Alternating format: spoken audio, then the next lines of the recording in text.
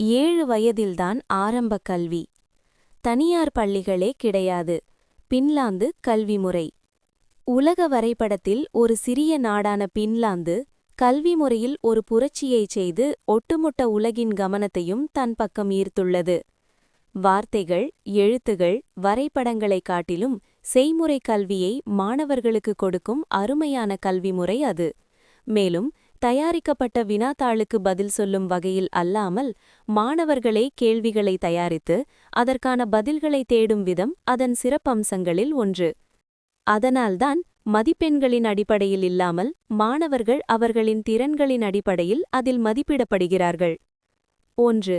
7 வயதில் பள்ளி. எங்கும் சமத்துவம். நம்மூரில் 3 வயதிலேயே குழந்தைகளை புத்தகப் பையை சுமக்க வைக்கிறோம்.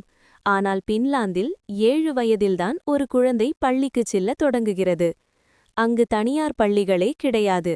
அனைத்துமே அரசு பள்ளிகள்தான். பணக்கார குழந்தை, ஏழை குழந்தை என்ற பாகுபாடின்றி அனைவரும் ஒரே மாதிரியான தரமான கல்வியை பெறுகிறார்கள். பள்ளிகளுக்கு இடையே போட்டி இல்லாததால் ஆசிரியர்கள் குழந்தைகளின் மகிழ்ச்சி மட்டுமே கவனம் ஆரோக்கியத்தில் எல்லோராலும் கற்றுக்கொள்ள முடியும் என்ற நம்பிக்கையே அங்கு தொடக்க புள்ளி. 2.